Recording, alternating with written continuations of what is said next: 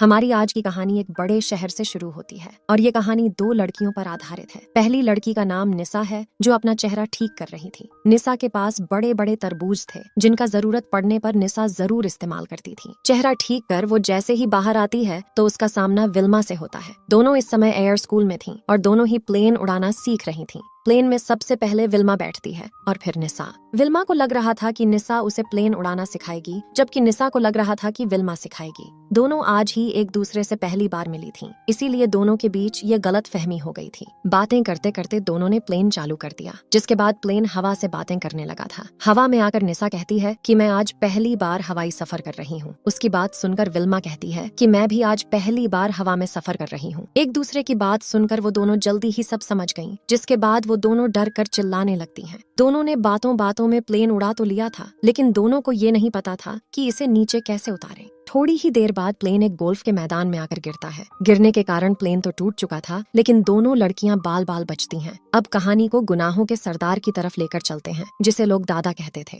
दादा अपने खास आदमी से बातें कर रहा था। वो अपने एक दुश्मन को मरवाना चाहता था। अपने खास आदमी को सब समझाकर वो कहता है, तुम मैंडी को पैसे और मेरे दुश्मन की तस्वीर भेज दो, बाकी वो खुद समझ जाएगी। अब कहानी में हमें एक बड़ा सा घर दिखाया जाता है, जिसमें मैंडी नाम की लड़की रहती थी। मैंडी एक तेज तरार लड़की थी जो पैसे लेकर किसी को भी मार सकती है। मैंडी की छोटी बहन जुली भी उसके साथ ही रहती थी। दूसरी तरफ दोनों लड़कियां अपने अपने घर पहुंच गई थीं। दोनों के घर एक दूसरे के साथ ही थे, मगर दोनों को आज पता चला था कि हम दोनों तो पड़ोसी हैं। निसा के कहने पर विल्मा उसके घर में आती है। निसा के घर ताली से चलने वाली लाइट्स थीं, जिन्हें देखकर विल्मा बहुत खुश हो गई। दोनों पिछले 1 साल से पड़ोसी थीं, लेकिन दोनों ने एक दूसरे को कभी नहीं देखा था। देखते ही देखते दोनों लड़कियां बैठकर बातें करने लगीं। विल्मा निसा को बताती है कि मैं एक दफ्तर में काम करती थी, लेकिन उन्हें मेरा काम पसंद नहीं आया और उन्होंने मुझे नौकरी से ही निकाल दिया। निसा उसे बताती है कि मैं एक नाचने वाली हूँ। मैं जब नाचती हूँ तो मेरे बड़े बड़े तरबूज जोरों से हिलते हैं, जिन्हें देखकर आदमियों के गन्ने खड़े हो जाते हैं।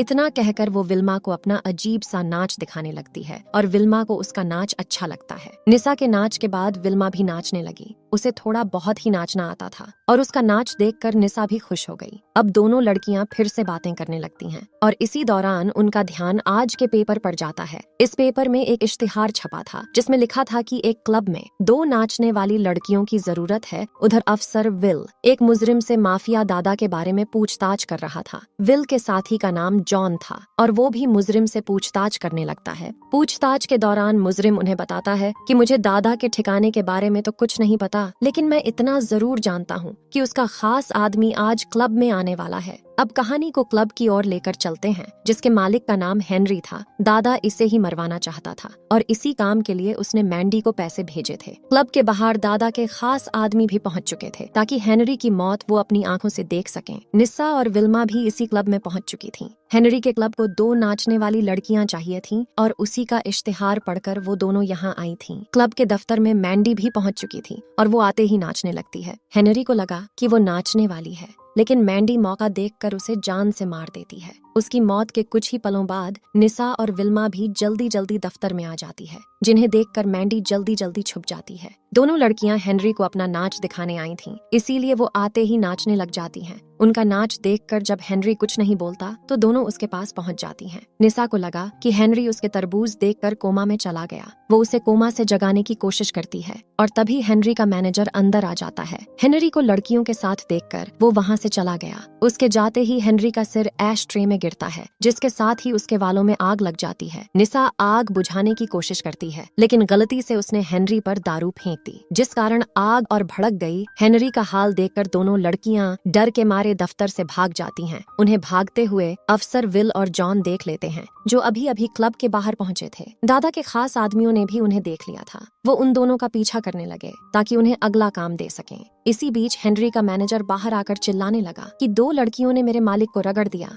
हेनरी की मौत के कारण पूरे क्लब में हाहाकार मच गया था। हेनरी की लाश देखकर पुलिस भी हैरान थी। मैनेजर उन्हें बताता है कि मेरे मालिक को 2 लड़कियों ने मार डाला। जब पुलिस उससे लड़कियों की पहचान पूछती है तो मैनेजर बताता है एक लड़की के तरबूज इतने बड़े थे कि उन्हें देखकर किसी का भी गन्ना खड़ा हो जाए। थोड़ी ही देर बाद दोनों लड़कियां अपने घर पहुंच गई थीं। हेनरी की मौत के कारण दोनों बहुत घबरा गई थीं और इसी बीच दरवाजे पर दादा के आदमी भी आ जाते हैं। लड़कियों को पहले तो लगा कि पुलिस वाले हैं, लेकिन जैसे ही दादा के आदमी उन्हें बताते हैं कि हम लोग तुम्हारी मदद करने आए हैं, तो दोनों लड़कियां दरवाजा खोल देती हैं। दादा के आदमी निसा को मैंडी और विल्मा को उसकी छोटी बहन जूली समझ रहे थे। वो उनसे कहते हैं कि अब तुम दोनों को विंग नाम के आदमी को रगड़ना है। दोनों लड़कियां खूबसूरत तो बहुत थीं, लेकिन थोड़ी बेवकूफ भी थीं। उन्हें लगा कि ये लोग उन्हें विंग की मालिश करने को कह रहे हैं। इसी बीच दादा के आदमी उन्हें पैसे देकर कहते हैं कि तुम दोनों के पीछे पुलिस लग चुकी है, इसीलिए हम तुम दोनों को दूसरे शहर भेजने का इंतजाम भी कर देंगे। दोनों लड़कियां उनकी बातें सुनकर खुश हो जाती हैं और वो उनकी हर बात मान लेती हैं। अब कहानी कुछ दिनों बाद एक बड़े से होटल से शुरू होती है। दादा के आदमियों ने इन दोनों को यहाँ भेजा था ताकि दोनों लड़कियां विंग को मार सकें। ये होटल काफी आलीशान और बड़ा था,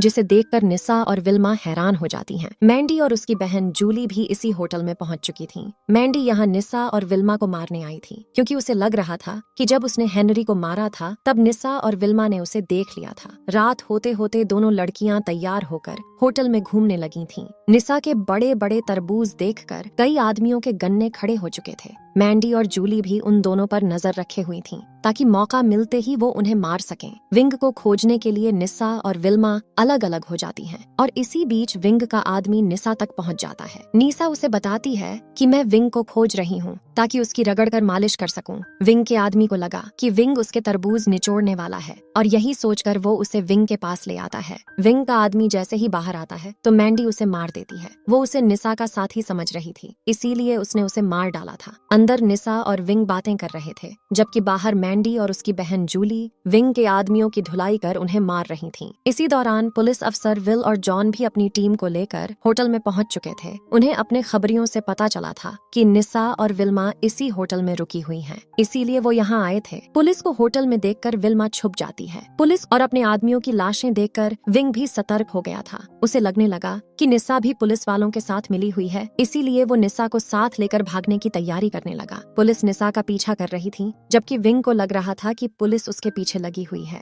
देखते ही देखते वो निसा को एक बोट में लेकर भागने लगा। इसके साथ ही पुलिस भी उनका पीछा करने लगी। मैंडी और जूली भी निसा के पीछे लग चुकी थी, क्योंकि उन्हें लग रहा था कि वो यहाँ से भाग रही है। निसा को बचाने के लिए विल्मा भी एक बोट में सवार हो चुकी थी। उसके साथ एक आदमी भी था जो बोट चलाकर निसा तक पहुँचने में उसकी मदद कर रहा था। इसी दौरान जब मैंडी विल्मा के पास आती है तो वो उसके साथी पर गोली चला देती है। उसकी हरकत देखकर पुलिस हैरान थी। वो उसे अपनी बंदूक फेंकने को कहती है, लेकिन मैंडी उसकी बात नहीं मानती। इसी बीच कुछ पुलिस वाले विंग के पास पहुंच जाते हैं, जिसके बाद वो अपनी बोट रोक लेता है। थोड़ी देर बाद सब लोग होटल में वापस आ चुके थे। पुलिस ने विंग को गिरफ्तार कर लिया था। दोनों लड़कियां फिर से एक साथ हो गई थीं। अफसर विल के कहने पर दोनों लड़कियों को भी गिरफ्तार कर लिया गया, लेकिन तभी मैंडी वहां आकर पुलिस को बताती है कि हेनरी को निसा और विल्मा ने नहीं, बल्कि मैंने मारा था। कहानी के आखिर में पुलिस मैंडी और उसकी बहन जूली को गिरफ्तार कर लेती है और नादान निसा और उसकी सहेली विल्मा को छोड़ देती है। इसी के साथ इस कहानी का यही अंत हो जाता है।